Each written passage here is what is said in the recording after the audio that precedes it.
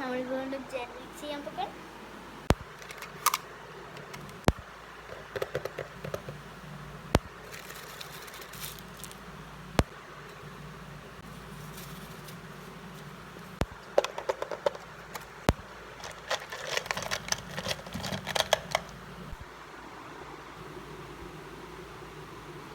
ഞാൻ നിങ്ങൾക്ക് ഫുൾ കഴിഞ്ഞിട്ട് കാണിച്ചു തരാം. Okay, full look. ഓക്കെ, അപ്പം ഗൈസ് നമുക്ക് ഫൈനൽ പോയാൽ നല്ല ഇടിവെട്ട ഗൈസ്. നമുക്ക് പോവാം.